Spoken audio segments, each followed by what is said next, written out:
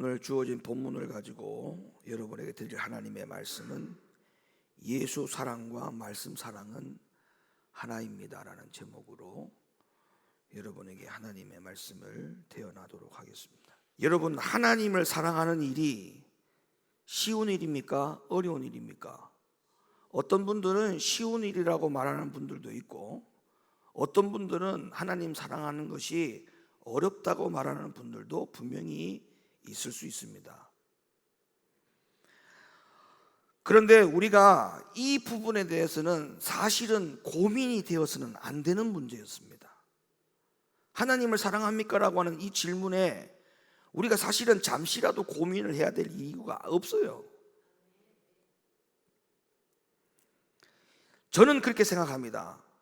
이 세상에서 제일 쉬운 것이 하나님 사랑하는 거예요.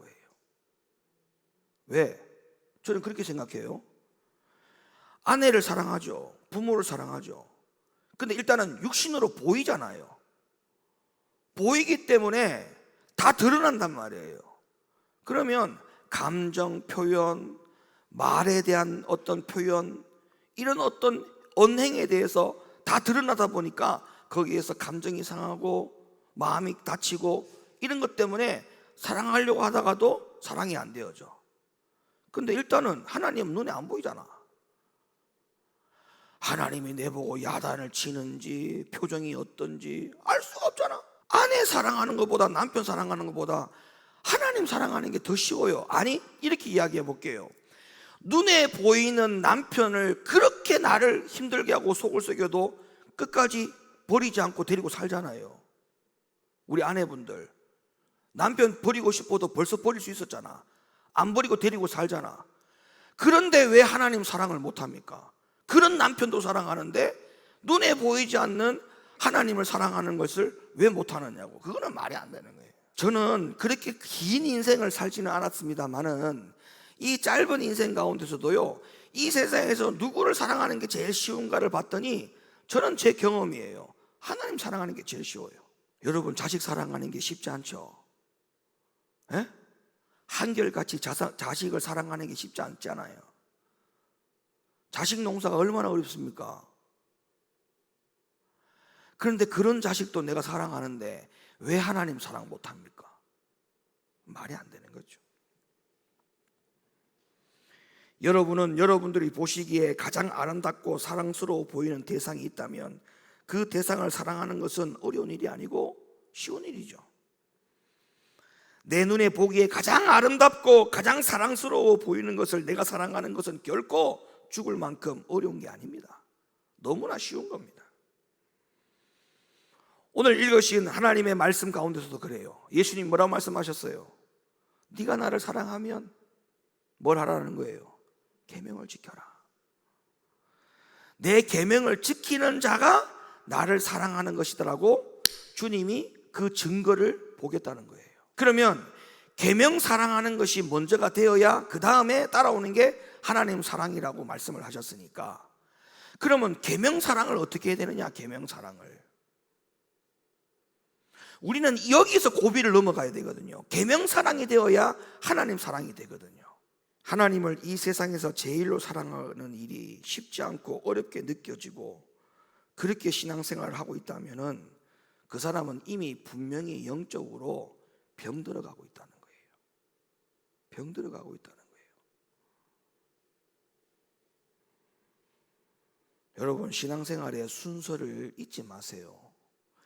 계명을 사랑해야 하나님 사랑하십니다. 계명을 빼고 하나님만 사랑하고 예수님만 사랑하고 할 수는 있어요. 근데 오래 못 가요. 절대 오래 못 가요. 계명 사랑하고 난 다음에 하나님 사랑하는 것은 변함이 없어요. 근데 그 계명이라고 하는 자리를 빼고 거기에 성령의 체험, 은사의 체험, 또 하나님이 내 병을 고쳐주셨다, 이런 어떤 신앙의 고백, 간증, 이런 것 가지고 하나님 사랑할 수 있죠. 그러나 그게 오래 못 가요. 절대 오래 못 갑니다. 예. 죽을 때가 되었을 때 하나님 살려달라고 말하는 건 할 수 있다니까요.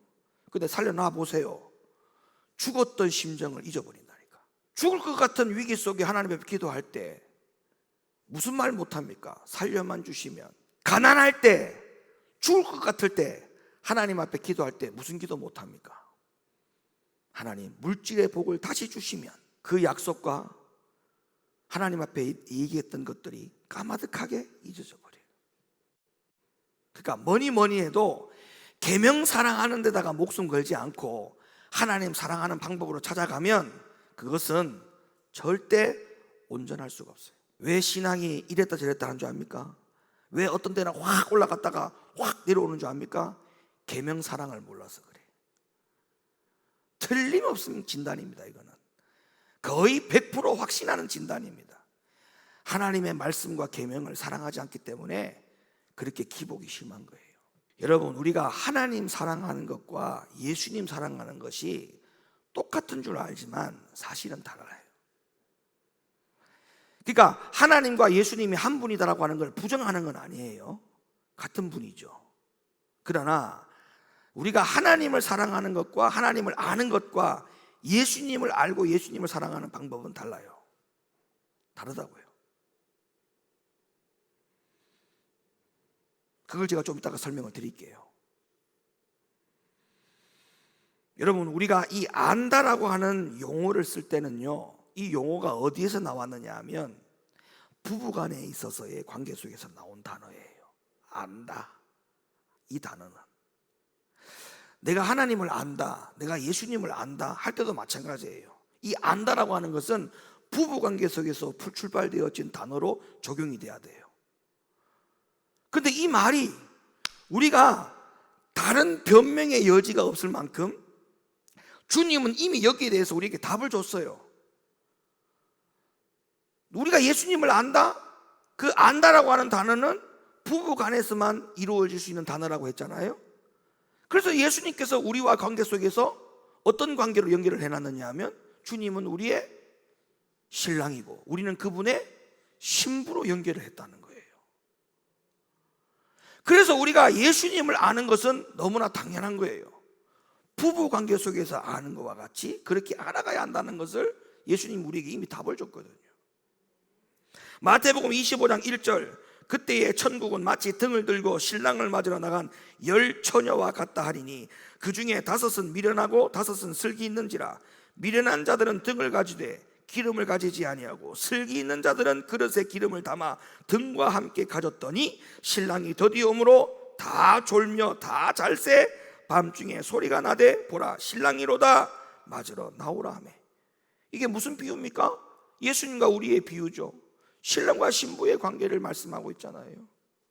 그러니까 우리는 신랑 대신 예수님을 알아야 될 의무와 권리가 있는 사람입니까? 없는 사람입니까? 당연히 있어야 돼요. 근데 신랑을 몰라. 신랑은 신부를 너무 잘 아는데 신부인 우리가 신랑에 대해서 아는 게 없어. 이게 얼마나 안타까운 일입니까? 신랑을 몰라요. 그러니까 신랑을 사랑했다가 어떤 날에는, 어떤 때는 신랑을 미워했다가, 이 신랑은 예수를 말하는 거예요. 어떤 때는 그 신랑을 버렸다가, 어떤 때는 신랑이 필요하다고 다가왔다가, 자기 마음대로야. 자기 마음대로야. 어떻게 이게 부부관계입니까? 이게 어떻게 예수님을 신랑으로 우리가 신부로 맞이하는 그 신랑과 신부의 관계 속에서 어떻게 이런 신앙생활을 할 수가 있느냐고요. 우리가 신랑을 정확하게 알고 신랑을 정확하게 의지하고 신랑을 변함없이 사랑해야 되는 것이 우리가 해야 될 의무 아닙니까? 그런데 어떻게 이렇게 변덕이 심하냐고요. 그러면서 본인은 예수를 안다, 예수를 사랑한다, 하나님을 안다, 하나님을 사랑한다. 그거 거짓말이에요. 요한복음 3장 29절, 신부를 취하는 자는 신랑이나 서서 신랑의 음성을 듣는 친구가 크게 기뻐하나니 나는 이러한 기쁨이 충만하였도다. 신랑의 음성을 듣는 친구가 크게 기뻐하나니, 이 부분을 우리가 적용을 해야 되지 않겠습니까?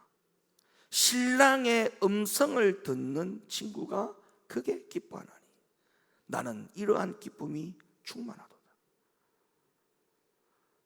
우리에게 그게 있어요? 그게 없으면 신랑의 음성을 듣는 친구가 크게 기뻐하는, 나는 이러한 기쁨이 충만하다라고 하는 그 신랑의 음성을 우리는 들을 수 없어요. 주님이 지금이라도 나에게 와서 네가 나를 얼마나 사랑하는지 내가 안다, 그 말 한마디조차도 우리가 들을 수 있도록 그런 자격이 부여되고 있을까요? 지금 네가 나를 얼마나 사랑하는지 내가 안다. 고린도후서 11장 2절, 내가 하나님의 열심으로 너희를 위하여 열심을 내노니 내가 너희를 정결한 처녀로 한 남편인 그리스도께 드리려고 중매함이로라. 뱀이 그 간계로 이와를 미혹해 한 것 같이 너희 마음이 그리스도를 향하는 진실함과 깨끗함에서 떠나 부패할까 두려워하노라. 여러분, 우리가 신랑 되시는 주님을 사랑하지 못하고 계명을 사랑하지 못하게 하는 건 전부 다 누가 하는 거예요? 뱀이 하는 거예요. 뱀이. 에베소 5장 22절, 아내들이여 자기 남편에게 복종하기를 주께 하듯 하라. 이는 남편이 아내의 머리됨이 그리스도께서 교회의 머리됨과 같음이니 그가 친히 몸의 구주시니라. 그러나 교회가 그리스도에게 하듯 아내들도 범사에 그 남편에게 복종할지니라. 남편들아 아내 사랑하기를 그리스도께서 교회를 사랑하기 하시고 위하여 자신을 주심같이 하라. 이는 곧 물로 씻어 말씀으로 깨끗하게 하사. 그러니까 우리 신부의 의무는 깨끗하게 하는 거잖아요. 깨끗하게 하는 거. 근데 이 깨끗하게 하는 것을 뭘로만 가능하냐? 물로 씻어 말씀으로 깨끗하게 하사. 그러니까 계명 사랑하는 이 과정을 거치지 않고는 주님 사랑, 하나님 사랑이 이게 물리적으로 불가능하다는 겁니다. 물리적으로 안 되는 거예요. 물리적으로. 자, 주님이 이렇게 말씀하셨어요. 너희가 내 이름으로 귀신을 쫓아내고, 너희가 내 이름으로 방언으로 말하고, 네가 내 이름으로 예언하고 좋다. 그러나 나는 또 뭐지? 너를 뭐가 더 중요한 겁니까? 그러니까 예언을 말하고 귀신을 내어 쫓고 병든 자를 고치고 이런 어마어마한 역사를 행하는 사람이라 할지라도 주님은 나는 너를 도무지 알지 못한다. 신부된 우리에게 중요한 거는 예언하고 귀신 내어 쫓고 병 고치는 게 아니라니까요. 신부인 우리가 해야 될 일은 오직 이거예요. 물로 씻어 말씀으로 깨끗하게 하사 거룩하게 하는 것. 신부가 해야 될 일은 이것이지 예언하고 병 고치고 귀신 내어 쫓는 게 아니라니까요. 31절, 이러므로 사람이 부모를 떠나 그 아내와 합하여 그 둘이 한 육체가 될지니 이 비밀이 크도다. 내가 그리스도와 교회에 대하여 말하노라. 계시록 19장 6절, 또 내가 들으니 허다한 무리의 음성도 같고 맑은 물소리도 같고 큰 내성도 같아서 가로되 할렐루야, 주 우리 하나님 곧 전능하신 이가 통치하시도다. 우리가 즐거워하고 크게 기뻐하여 그에게 영광을 돌리세. 어린 양의 혼인 기약이 이르렀고 그 아내가 예비하였으니 그에게 허락하사 빛나고 깨끗한 세마포를 입게 하셨은즉 이 세마포는 성도들의 옳은 행실이로다 하더라. 그러니까 지금까지 말씀을 쭉 종합해 보면 신부가 신랑을 알아야 되는 것은 너무나 당연한 것인데 어떤 관계로 알아야 되느냐? 예수님은 신랑, 우리는 그분의 신부. 그러면 이 관계 속에서 내가 예수님을 안다라고 할 때에 신부된 나로서 내가 뭘 해야 되는지를 알지 못한다면 예수님과 나와의 관계 속에서 안다라고 하는 말을 할 수가 없다. 다시, 내가 예수를 안다라고 하는 것은 창세기 몇 장 몇 절, 요한복음 몇 장 몇 절, 이거를 내가 외우는 것이 예수를 안다라고 말할 수 없어요. 또 병을 고치고 예언하고 귀신을 내어 쫓고 이런 역사를, 은사를 행한다고 해서 내가 예수를 아는 게 아니라고요. 내가 오직 예수를 안다라고 할 때 그 안다라고 하는 표현은 예수님과 나와의 관계가 신랑이 신부, 부부 관계 속에서 살아가야만이 내가 예수를 안다는 것이 적용된다는 거예요. 그러면 신부가 해야 될 일은 뭐냐? 오직 한 가지, 물과 성령으로, 말씀으로 깨끗하게 하는 것. 이게 바로 신부가 해야 될 일 아니겠어요? 이거를 본인이 스스로 개인 관리를 하고 여기에 신부 수업을 막 하는 자가 비로소 내가 예수를 아는 자, 내가 예수를 아는 자가 되는 거예요. 그게 아니고는 내가 예수를 모르고 신앙생활 하는 거예요. 예수를 모르고 신앙생활 하는 거예요. 그러니까 예수를 알고 교회를 다니는 것과 예수를 모르고 교회를 다니니까 그 안에서 어떤 일이 벌어지느냐, 종교인이 나오고 신앙인이 나오는 거예요. 예수를 알고 신앙생활하고 교회생활하는 사람은 참 신앙인이 되지만, 교회는 열심히 나오는데 예수를 정확하게 모르니까 세상하고 짝하고 살잖아요. 내가 교회를 열심히 다녀도 정말 예수를 이 부부관계 속에서 알고 신부 수업을 하는 자들은 어떻게 돼요? 정말 거룩한 열매가 나타나도록 그 나무를 보고 그 열매를 보고 그 나무를 알지는 이라 했으니까, 열매 속에 거룩의 신부의 열매가 나타나야 그 나무가 거룩의 신부인 걸 안다 했잖아요, 주님이.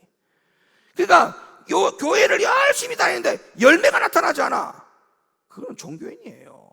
예수를 모르고 다니는 종교인이라고요. 예수를 알고 교회 생활하는 사람은 열매가 나타나게 됐어요. 신부의 열매가 나타난다고요. 주님은 분명히 경고했어요. 열매 맺지 않는 나무는 찍어서 던진다.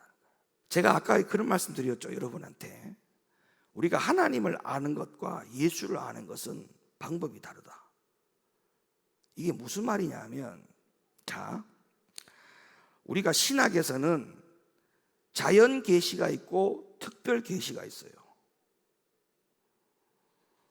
여러분, 자연 계시로는 하나님이 계시다, 이걸 우리가 알 수 있어요. 자연 계시를 통해서. 그죠? 지구가 이렇게 돌아가잖아요. 회전을 하고 있잖아.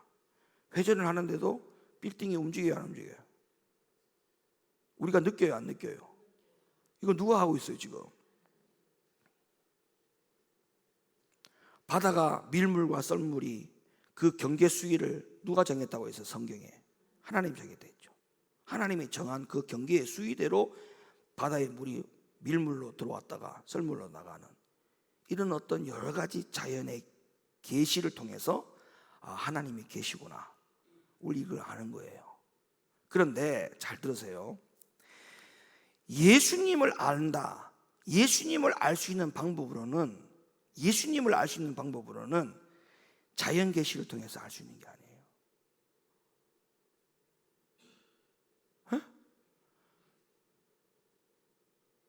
특별 계시를 통해서만 예수를 알 수가 있어요. 그러면 이걸 잘 들으세요. 내가 자연에서 예수를 만날 수 있느냐? 예수 못 만나요. 하나님 만나요. 하나님은 안다니까. 근데 예수를 알고 예수를 만나려면 자연 계시 안에는 안 된다고. 어디 안에 들어와야 돼? 특별 계시 안에 들어와야 돼. 특별 계시 안에. 예? 특별 계시 안에. 그러면 특별 계시가 뭐냐? 성경이 특별 계시예요. 성경이 특별 계시. 그러면 내가 예수를 알려면 무조건 어디 안에 들어와야 돼? 성경 안에 들어와야 돼. 성경 안에.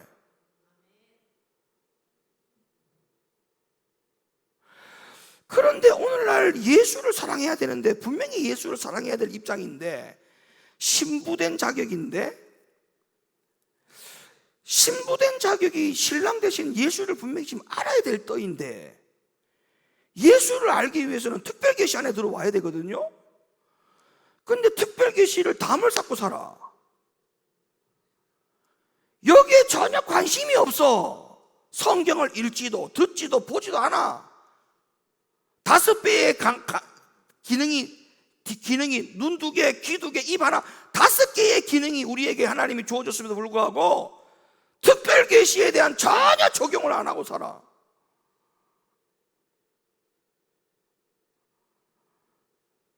그러면 이거는 진단을 해봤자 똑같은 결과가 나와요. 이거는 죽어요. 영적으로 죽게 돼 있어요. 아니, 예수를 알 수 있는 방법은 그 방법밖에 없는데, 근데 이 특별 계시 말씀의 계명을 사랑하는 것으로 담을 쌓고 살아가는데 어떻게 예수를 알아요? 예수를 모르죠. 알 수가 없죠. 내가 하나님의 말씀을, 그 말씀을 가지고 내가 적용하면서 얼마나 환난이 있고 고난이 있고, 그 적용하기까지 얼마나 내 마음에 고민이 있고 걱정이 있고 염려가 있고 싸움이 일어나고, 그렇게 해서 그 말씀을 적용해야 될 일인데, 그 말씀을 적용했더니 어떤 일이 벌어지는지를 내가 알아야 될 거 아닙니까? 근데 그런 경험을 한 번도 안 했는데, 하나님의 말씀에 예수님께서 이렇게 말씀하셨기 때문에 이렇게 말씀대로 살아야 되는 것에 대해서 내가 적용을 안 했는데 어떻게 예수를 아느냐고요. 예수를 모른다니까요. 알 수가 없어요. 교회만 열심히 다닌다고 해서 예수 아는 게 아닙니다. 또 얘기했잖아요. 예언하고 병 고치고 귀신을 내어 쫓고, 그거 예수님이 말씀하셨어요. 나는 너를 도무지 알지 못한다. 예수님은 특별 계시인 성경을 통해서만 알 수가 있다고요. 성경을 통해서. 그렇기 때문에 우리는 반드시 예수님을 깊이 알기 위해서는 부부 관계 속에서, 예수님은 신랑, 나는 신부로서 이 부부 관계 속에서 내가 예수를 안다라고 하는 이것을 적용하기 위해서는 우리는 반드시 성경으로 가야 돼요. 말씀으로 가야 돼요. 예수님이 이렇게 말씀하셨어요. 요한복음 5장 39절. 너희가 성경에서 영생을 얻는 줄은 생각하고 성경을 상고하거니와 이 성경이 곧 내게 대하여 증거하는 것이로다. 예수는 어디에 있다고요? 성경에 있어요. 성경에. 하나님은 어디에 있어요? 물론 성경에 있죠. 하나님은 어디에 있어요? 만물에 있어요. 만물에. 자연 계시 속에 하나님은 지금 벌써 우리에게 하나님이 살아계시다라고 하는 걸 보여주고 있다고요. 계속. 그래서 사계절이 바뀔 때마다 하나님의 살아계심을 보는 거죠. 우리가 바다에 나가서 하나님의 창조됨을 볼 때 하나님이 기뻐한다 했잖아요. 근데 예수를 보기 위해서, 예수를 알기 위해서는 어디로 가야 되느냐? 성경으로 가야 돼요. 그러니까 교회 안에 예수를 가지고 신앙생활을 하는 사람, 예수가 없는 신앙생활 하는 사람이 있다니까. 지난주에 3일 동안 부흥에 참석하고도 한 달 뒤에 그 은혜가 싹 다 떨어져. 고갈 때. 진짜 저 사람 부흥에 가서 은혜 받은 사람이 맞아? 1년 전에 죽었다 살아났어. 하나님이 생명을 연장해 줬어. 근데 1년 후에 그 사람이 또 변화가 돼. 고백이 사라져. 이게 왜 그럴까요? 예수를 알기 위해서 자기의 간증만 가지고 붙들고 살았던 거야. 그 간증을 가지고 예수를 알라고 지금까지 살았던 거야. 여러분, 이거는 어떤 비유를 들 수 있냐면, 여러분 60대 부부가 20살 때 서로 결혼식 했던 그 한 날을 가지고 기뻐할 수 있습니까? 평생을. 60대 부부가 야, 우리 40년 전에 당신하고 나하고 결혼식 때 너무너무 좋았지. 그걸 기쁨으로, 한 가지 기쁨을 가지고 그걸 계속 우려먹고 60평생까지 부부가 산다고 하면 그 부부는 미쳐서 못 삽니다. 안 그렇겠어요? 그런데 어찌하여 도대체 내가 예수를 만난 경험이 언제냐고요. 내가 예수를 아는 경험, 예수를 안다, 예수를 만났다, 예수를 경험했다, 이 경험이 도대체 언제 거냐고. 언제 거? 10년 전에? 아니면 내가 처음에 성령 받았을 때? 은사 경험했을 때? 도대체 그거 가지고 내가 예수를 안다라고 말하니까 지금의 신앙생활이, 내 현 주소가 지금 요 상태인 거예요. 내가 어저께 하나님 주신 그 말씀 안에, 오늘 나에게 주신 그 하나님의 말씀 안에 들어오면, 그 안에 예수를 만나면 오늘날의 내 신앙이 이렇게 안 되어 있습니다. 내가 어제 오늘 나에게 주신 그 말씀, 예수의 말씀 그 안에 내가 예수를 만났다면 내 현재 주소가 지금 이렇게 되지 않습니다. 말씀 안에서 예수를 안 만나고 자꾸 무슨 체험, 경험, 기도, 응답, 이런 걸 가지고 자꾸 본인이 예수를 아는 것처럼 자꾸 이야기하니까 신앙이 연약해 빠진 거예요. 그리고 또 중요한 게 있어요. 우리가 성경을 알고 진리의 말씀을 옳게 분별하여서 우리가 진리의 순결함을 유지하는 데 있어서 사활을 걸어야 돼요.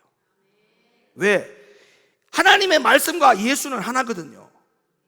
그러면 내가 내 입장에서 예수를 사랑하는 것은 말씀을 사랑하는 거란 말이에요. 이 말씀 사랑하는 것에서 사활을 거는 것이 내가 예수 사랑하는 것에 사활을 거는 것과 같은 거예요. 내가 예수 위해서 목숨 건다고요? 이거 여러분, 예수를 위해서 목숨 걸 수 있습니까? 그러면 다 아멘 합니다. 그럼 말씀 순종에 목숨 겁니까? 하면은 아멘 안 해요. 이게 지금 개념 정리가 전혀 안 돼 있는 거야. 이게 예수를 위해서 죽을 각오가 돼 있는 사람은 말씀을 위해서 죽을 각오가 돼 있어야 돼요. 이게 똑같아야 됩니다. 이게 다르면 안 되는 거예요. 똑같아야 돼요. 마가복음 7장, 이에 바리새인과 서기관들이 예수께 묻되 어찌하여 당신의 제자들은 장로들의 유전을 준행치 아니하고 부정한 손으로 떡을 먹으니까? 가라사대 이사야가 너희 외식하는 자에 대하여 잘 예언하였도다. 기록하였으되 이 백성이 잘 들어요. 입술로는 나를 존경하되, 그러니까 입술로는 주님 사랑한다고, 주님 위해서 죽겠다고, 마음은 내게서 멀도다. 사람의 계명으로 교훈을 삼아 가르치니 나를 헛되이 경배하는도다 하였느니라. 그러니까 사람 계명 못 가르치는 거예요. 아시겠어요? 너희가 하나님의 계명은 버리고 사람의 유전을 지키느니라. 너희의 전한 유전으로 하나님의 말씀을 폐하며 또 이 같은 일을 많이 행하느니라. 이거는 지금 예수님이 하신 말씀이죠. 근데 이 말씀을 그대로 바울이 어떻게 표현을 했는가 보세요. 고린도후서 2장 17절. 우리는 수다한 사람과 같이 하나님의 말씀을 혼잡하게 하지 아니하고 곧 순전함으로 하나님께 받은 것 같이 하나님 앞에서와 그리스도 안에서 말하노라. 여러분이 오늘 이 말씀을 받고 갈 때 누구한테 받은 것처럼 갖고 가라는 거예요? 예수님께 받은 것처럼 받고 가라고요. 오늘 이 말씀이 예수님이 나에게 주신 말씀으로 받아야 돼요. 내가 그동안에 신랑 되시는 예수를 내가 전혀 몰랐구나. 내가 예수와 내가 안다라고 하는 것은 부부의 관계인데 내가 부부 관계처럼 내가 예수를 알지 못했구나. 갈라디아 1장 9절. 우리가 전에 말하였거니와 내가 지금 다시 말하노니 만일 누구든지 너희의 받은 것 외에 다른 복음을 전하면 저주를 받을지어다. 이제 내가 사람들에게 좋게 하랴, 하나님께 좋게 하랴, 사람들에게 기쁨을 구하랴, 내가 지금까지 사람의 기쁨을 구하는 것이었다면 그리스도의 종이 아니니라. 형제들아, 내가 너희에게 알게 하노니 내가 전한 복음이 사람의 뜻을 따라 된 것이 아니라 이는 내가 사람에게서 받은 것이 아니요 배운 것도 아니요 오직 예수 그리스도의 계시로 말미암은 것이니라. 바울은요 똑 부러졌어요. 복음이 허리멍텅하거나 뭘 이렇게 섞어가지고 그냥 그 시대에 맞게끔 전하거나, 바울은 절대 그런 말씀 전하지 않았어요. 내가 사람을 기쁘게 하랴, 하나님을 기쁘게 하랴. 내가 만약에 사람을 기쁘게 해서 너희에게 기분 좋은 이야기를 했더라면 나는 너희에게 기분 좋은 칭찬을 들을지 모르겠지만 나는 그리스도의 종이 아니다. 나 그거 다 거부한다. 얼마나 선명합니까? 시편 12편 6절.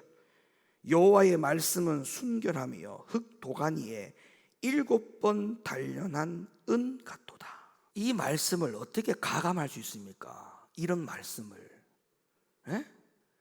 흙 도가니에 7번 단련한 은과 같은 불순물들이 하나도 없는 이 100%의 순결한 하나님의 말씀을 가지고 우리가 어떻게 말씀을 가감하느냐고요. 말씀을 빼고 또 말씀을 더하고 어떻게 이렇게 할 수 있습니까? 이런 원리를 모르는 사람들은 이렇게 이야기합니다. 아이고 목사님, 사람 변화시키는 거는 성령이 변화시켜 주는 것이지 말씀이 변화시켜 주는 게 아니에요. 성령이 사람 변화시켜 주지 어떻게 말씀이 사람 변화시켜 줘요? 이렇게 이야기합니다. 맞는 말입니다. 그런데 다 맞는 말이 아니에요. 더 정확한 말은 성령님도 말씀을 인용해서 사람에게 찔림을 줘서 변화를 시키는 거예요. 무슨 소리 하고 있어요? 그 성령님이 하나님의 말씀을 사용하지 않고 꿈에 나타나서, 아니면 여러분 옆자리에 앉아가지고 귀에다가 정신 똑바로 차리라 인간아, 성령님 그렇게 말씀하신답니까? 아이고.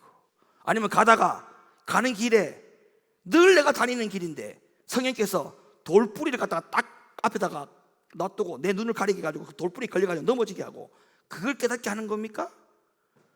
도대체 성령이 나를 어떻게 바꾼다는 말이에요? 어떻게? 성령이 나를 바꾸는 게 맞아요. 그러나 그 성령이 나를 바꿀 때 말씀 사용합니다. 말씀. 꾹꾹 찔리게 말씀으로 찔려져야 돼요. 찔려져야 돼. 그러니까 어떻게 주님 사랑과 말씀 사랑이 별개가 될 수 있냐고요. 이거는 떼려야 떼어질 수 없는 관계입니다. 그래서 예수 사랑과 말씀 사랑은 둘이 다 하나다. 하나다. 다 내려놔요. 제발 좀 다 내려놔요. 여러분, 말씀이 이 안에 있으면요, 나머지 것들은 그냥 다 포기가 되어져야 돼. 아니, 여러분, 주님을, 말씀을, 왕을 딱 세워놨으면 왕 아래에 모든 것이 다 내려와야 되는 거 아닙니까? 그 왕의 자리에 예수가 딱 앉아 계실 때는 다 내려와야 돼요. 내려와야 돼. 남편이 미운 것도 내려와야 되고, 형제가 미워하는 것도 내려와야 되고, 부모가 미운 것도 내려와야 되고, 다 내려와야 돼. 다 옛날 과거 지사라 생각하고 다 내려놔야 돼. 근데 아직까지도 미움이 있다. 그거는 예수가 아직까지 이 왕의 자리에 안 왔다는 거야. 미움이 왕자리에 앉아 있는 거야. 용서하지 못하는 것이 이 왕자리에 앉아 있는 거야. 에? 그러니까 나는 변화될 게 없고, 나는 회개할 게 없고, 나는 기도할 게 없고, 저 인간이 기도해야 되고, 저 인간이 변화된다고 얘기를 하잖아. 도대체 무슨 말씀을 하는 겁니까? 말씀이 이 자리에 오면 나머지는 다 아래로 내려가야 돼요. 마지막 두 번째, 예수님을 사랑하려면, 말씀 사랑하고 예수님 사랑하려면 두 번째는 반드시 성령을 받아야 됩니다. 예수님이 이렇게 말씀하셨어요. 마태복음 11장 27절, 내 아버지께서 모든 것을 내게 주셨으니 아버지 외에는 아들을 아는 자가 없고, 아들과 또 아들의 소원대로 계시를 받는 자 외에는 아버지를 아는 자가 없느니라. 이거 아주 중요한 말씀하셨어요, 예수님이. 아버지 외에는 아들을 아는 자가 없고, 이 맞죠? 근데 아들과 또 아들의 소원대로 계시를 받은 자 외에는 아버지를 아는 자가 없느니라.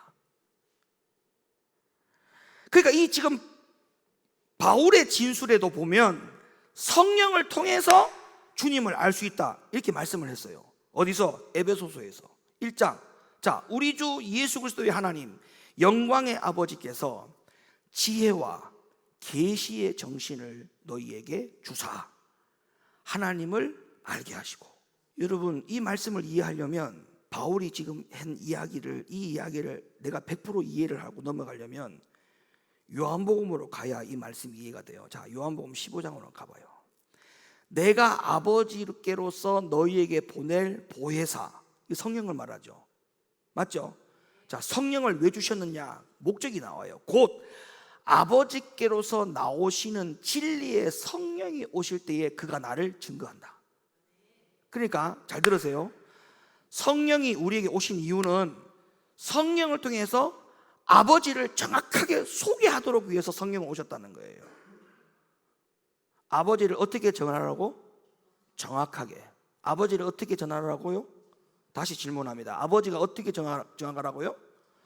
정확하게 전하라고 성령이 이 땅에 하나님 보내주신 거예요. 그러면 내가 하나님을 정확하게 알고 예수를 정확하게 알려면 반드시 누가 필요해요? 말씀도 필요하지만 반드시 또 누가 필요해요? 성령이 필요해요. 성령이 반드시 필요해요. 예수님이 이 땅에 처음 오셨을 때 어떤 일이 벌어지는가를 잘 보세요. 예수님이 이 땅에 처음 오셨을 때 아무도 주님을 몰라봤어요. 맞아요, 안 맞아요?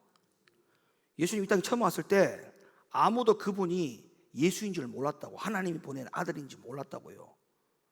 이유가 뭘까? 하나님을 정확하게 알고 예수를 정확하게 알려면 누구를 통해서 알 수가 있다고 했어요? 정확하게 알려준다 했잖아요. 정확하게 성령을 통해서 하나님을 정확하게 알게 하기 위해서 성령을 보냈다고 했잖아요. 근데 예수가 이 땅에 왔을 때, 처음에 왔을 때 사람들이 예수를 몰라봤다고요. 이유가 뭐냐고 물어봤어요. 뭐예요? 그거예요. 성령이 알 수 없어. 성령을 몰랐기 때문에 예수님을 모르는 거예요. 성령을 몰랐기 때문에. 여러분, 이거는 정말 자리에서 벌떡 일어날 일이에요. 내가 지금 성령이 있나 없나, 내가 성령이 임한 사람이냐 없는 사람이냐. 여러분들은 성령이 임한 거를 내가 방언을 말하면 성령이 임한 사람으로 알죠. 근데 그 방언이 임하고 성령 사람이면 좋아요. 근데 왜 예수님은 방언으로 말하는 사람을 하나님은 모른다고 할까?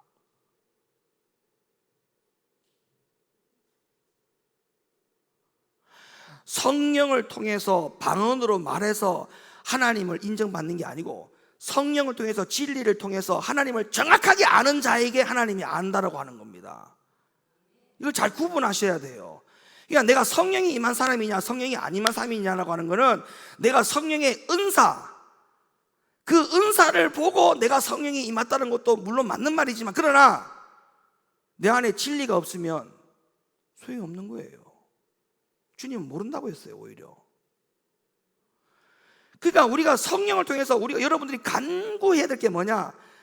성령을 통해서 간구해야 될 것은 하나님을 정확하게 알기를 원합니다. 예수를 정확하게 알기를 원합니다. 내가 신부로서 신부 수업을 해야 되는데 예수를 몰라가지고 신부 수업 잘못했다가 세월 보내는 그런 허송 세월 보내지 말게 하시고, 성령을 통해서 예수를 정확하게 알고 내가 신부 수업 옳게 하게 해달라고 여러분이 그걸 간구하셔야 돼요. 그거를 하나님 앞에 간구하셔야 돼요. 여러분, 이 말씀만 하고 마칠게요. 성경에 하나님의 계획과 하나님의 뜻이 바뀐 적이 나와요.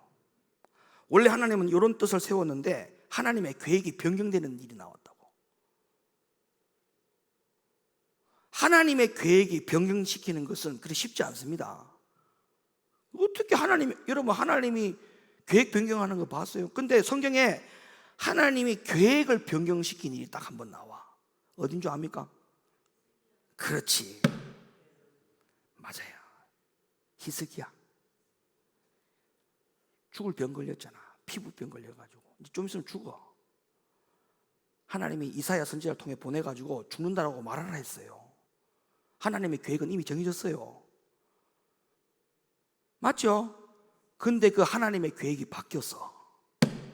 이야, 여러분, 열왕기상입니까? 열왕기하입니까? 20장 가봐요. 나중에 집에 가서 읽어봐봐. 하나님의 계획이 바뀌어. 어째 이런 일이 나요? 하나님의 계획이 바뀐다고. 그 계획이 바뀐 비결이 뭐예요? 히스기야가 뭐 했어요? 기도를 어떻게 했는지를 좀 보세요. 기도를 어떻게 했는가를 성경에 좀 봐봐요. 벽에다가 자기 얼굴을 갖다 댔다고 했어. 성경에 분명히 그 단어가 나와요. 벽에다가 얼굴을 대고 기도를 한 거야. 에? 그리고 그 기도를 어떻게 했는지 한번 보세요. 성경에 얼마나 살고 싶었겠습니까? 얼마나. 그래가지고 이사야가 무화과 반죽 만들어서 가져오라. 그렇게 해가지고 피부 종기 난 곳에다가 이렇게 무화과 반죽한 걸 이렇게 발랐잖아요. 피부병이 싹 사라지더니 생명이 연장이 돼버렸어.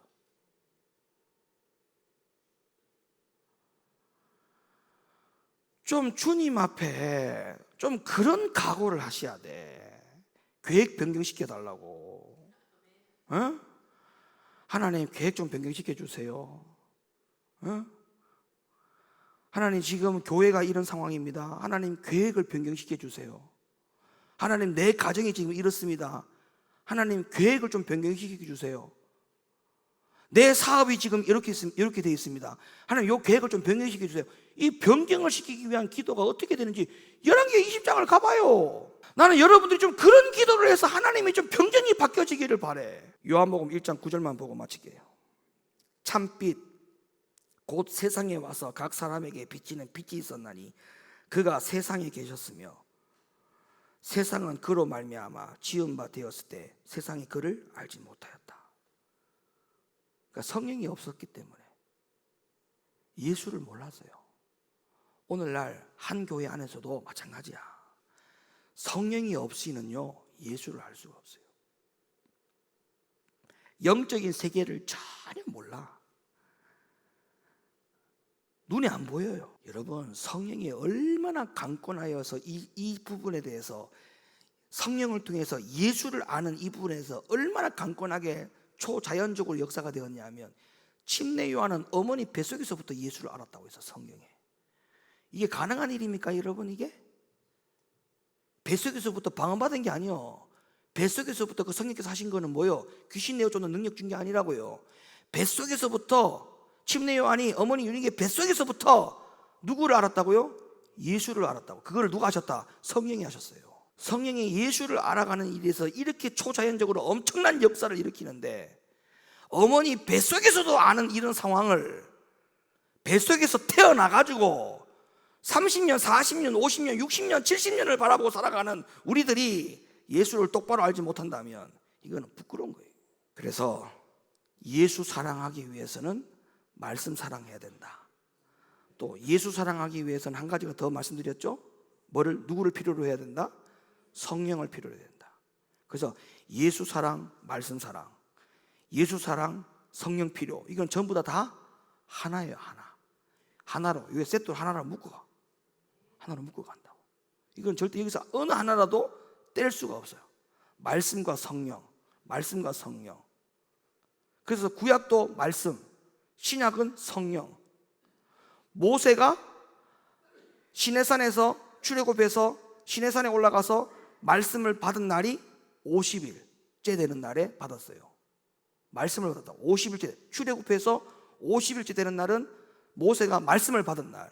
신약에 와서 예수님이 죽으시고 50일 만에 어디 와서 마가의 다락방에 성령이 임했잖아. 그럼 구약의 50일째 되는 날은 말씀 받은 날, 신약의 50일째 되는 날은 뭘 받은 날? 성령 받은 날. 그러면 말씀의 사람, 성령 사람, 두 가지는 같이 가야 돼. 이게 없이는요, 예수님을 올바로 사랑할 수가 없다고요. 그래서 예수를 올바로 사랑하는 여러분들 되기를 예수님의 이름으로 부탁합니다.